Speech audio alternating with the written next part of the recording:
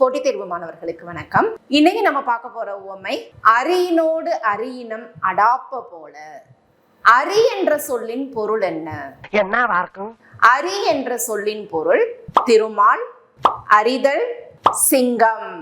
இந்த மூன்று பொருள்களும் அரி என்ற சொல்லின் பொருளாக அமைகிறது. அரியினோடு அரியினம் அடாப்ப போலன்ற பாடல் வரி எங்க அமைஞ்சிருக்கு?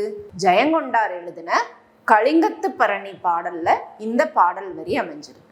வன்மையான ஒரு போர்க்கள காட்சிய அற்புதமான சந்தங்களோட அமைச்சு பாடி இருக்கிறதுல ஜெயங்கொண்டாருக்கு ஈடா யாரையுமே கூற முடியாதுன்ற அளவுக்கு இந்த பாடல் வரியை இயற்றியிருக்கார் ஜெயங்கொண்டார். அரி என்ற சொல்லின் பொருள்கள் நம்ம முன்னாடி பார்த்தோம். இங்க இந்த பாடல் வரியில அரியினோடு அரியினம் அடாப்ப போல, இந்த கேள்விக்கு பதில் என்ன? இங்க தெரியுற இந்த 4 ஆப்ஷன்ஸையும் உங்க மைண்ட்ல வச்சுக்கோங்க. எல்லாருடைய கண்களும் ஸ்கிரீன்ல இருக்கட்டும், பதில் உங்க மைண்ட்ல இருக்கட்டும்.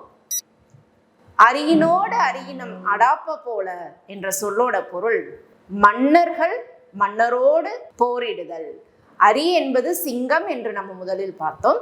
சிங்கங்கள் எவ்வாறு வலிமையோடு போரிடுதோ அதுபோல மன்னர்கள் பிற மன்னர்களோடு போரிடுதல்.